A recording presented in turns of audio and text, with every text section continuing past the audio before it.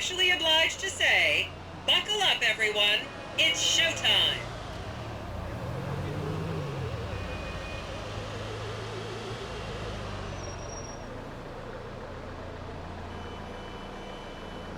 On your right, you'll see the world-famous Gentry Manor Hotel, a legendary party hangout for actors and rock stars and people trying to have sex with actors and rock stars. Built in 1921, it's been the scene of some classic Vinewood scandals over the years. One of my personal favorites was Al DiNapoli's overdose in 2002 after a chimpanzee blasted an 8-ball up his rear door with a water pistol. Huh, fantastic! They say that on any given day there are at least 2 dead party girls in the trash cans round back. Isn't that great?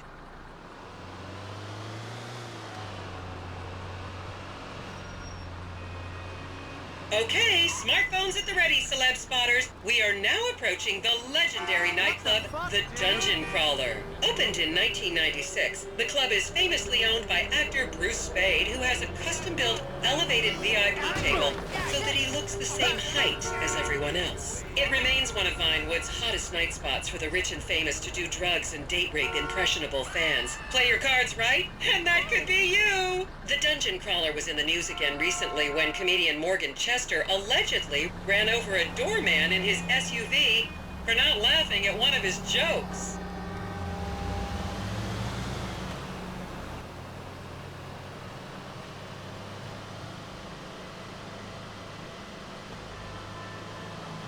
Vinewood is often referred to as the anal bleaching capital of the world.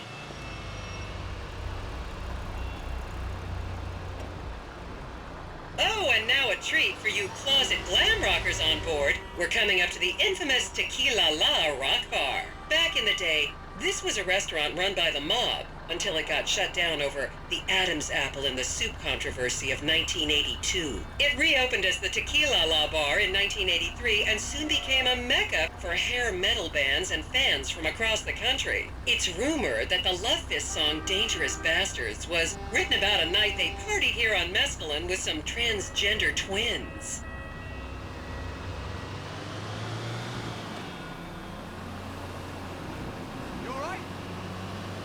Great to see the city from a different perspective.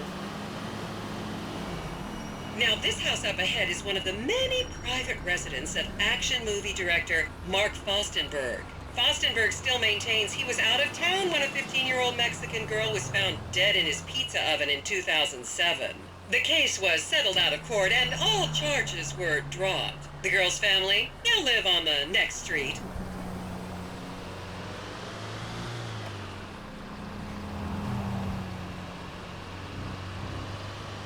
So this is the house of television exercise guru The Craze. You might have seen him degrading himself recently on Rehab Island.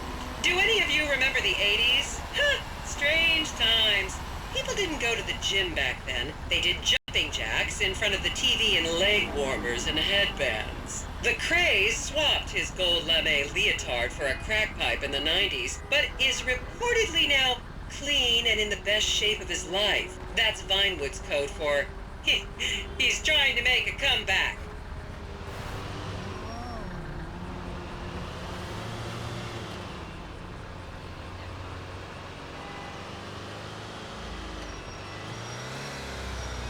Oh, you know, it was on that TV show. You're kidding. I totally nailed that audition.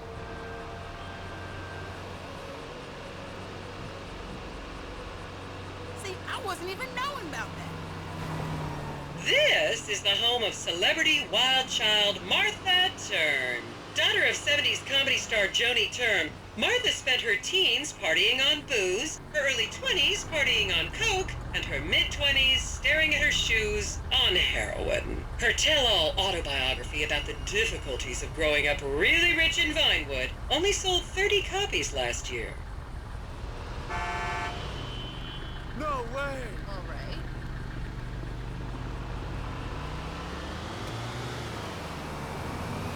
I should remind you this is a no-smoking bus. Unless, of course, it's medical marijuana, then you're all right.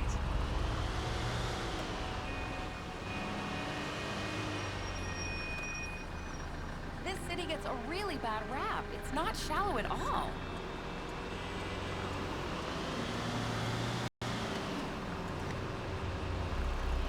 I'm a post about this on Life Invader.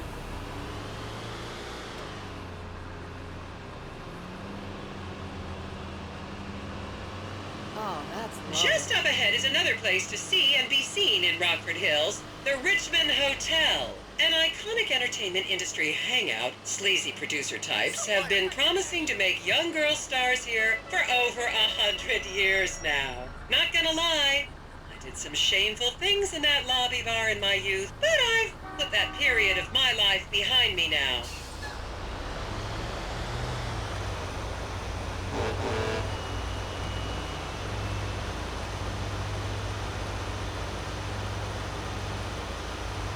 I was a member of the jury in the 1991 movie Last Will and Testament. They cut my line.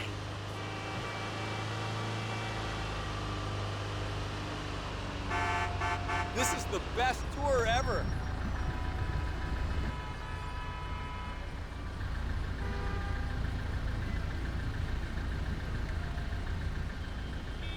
I'm chilly all of a sudden. I was feeling hot.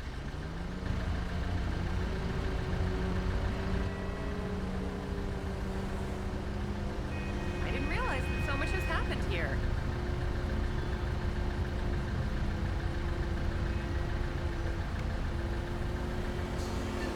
Is everyone having fun?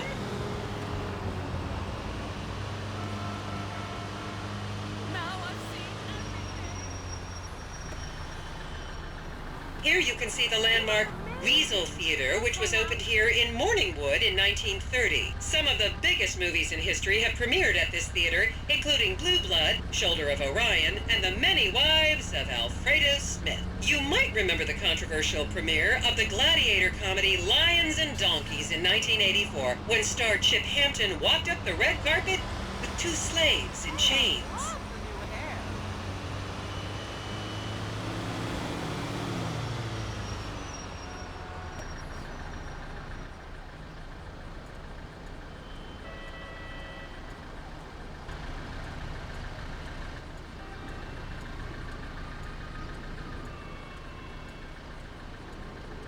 Never thought I'd see it. Thank you, Lord. Ooh, I like that.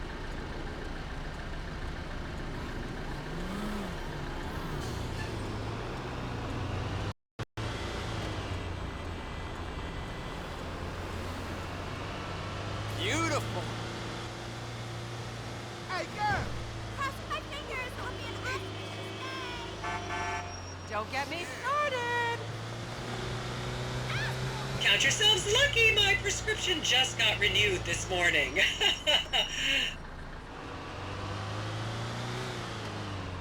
And now to our left, ladies and gentlemen, is the famous Richards Majestic Studios. The product placement for classics like Nelson and Naples and Rum Runner, and the not-so-classics like Vinewood Zombie and Shoulder of Orion 2 was shoehorned into the final edits right behind those very gates. Everyone has a favorite Solomon Richards movie. An American Divorce really helped me through a difficult time when I was bankrupting my first husband.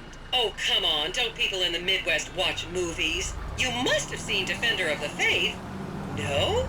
Wow, tough crowd. Hello. Yeah, this is him.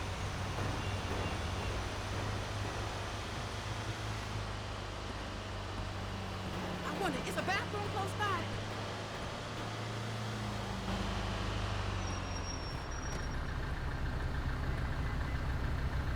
This city's had quite a history.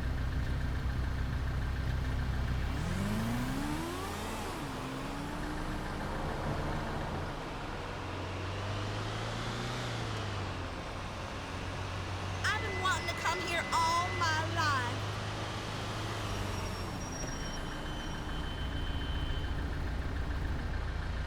Just up ahead on the right is where Delancey Medua's septum fell out after a ketamine party.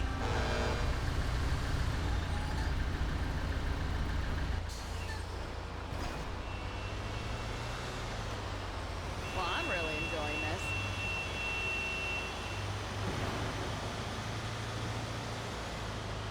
No one TR. Looking forward to it. This is my first time seeing it.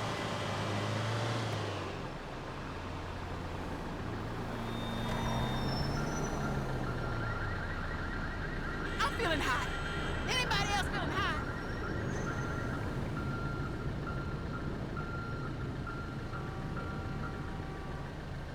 Remember, these people are rich and beautiful. That makes them better than us.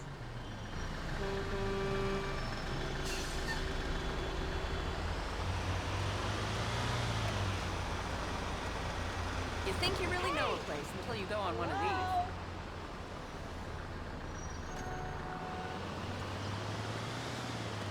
I mean, 1 minute he's tied up in a sex dungeon, and the next he's... Okay, people, get those cameras out. This is Portola Drive. You won't get a better chance to spot a celebrity in its natural habitat. As you can see, the recession hasn't hit this part of town very hard. These are some of the most offensively high-end designer stores in the country. And now, some fun trivia for you. There have been a number of movies shot on Portola Drive, mostly awful ones about rich idiots, including the blockbuster 2005 romantic comedy, Shoe Whore. It's credited with sending women's rights back 50 years. The store we're passing now is where British star Charlotte Crown was caught on film in the changing room, eating and purging the same burrito over and over again, just like a dog. Hi, darling. Hey, hello. Lord, I feel like I'm in a movie.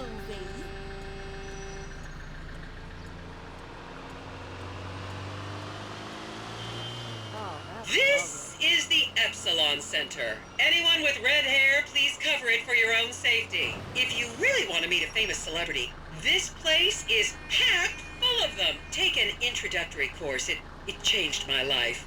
Kiflop!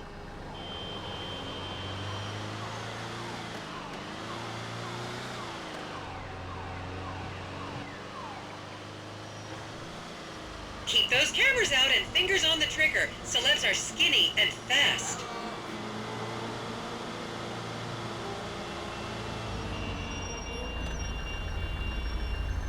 That was in a movie!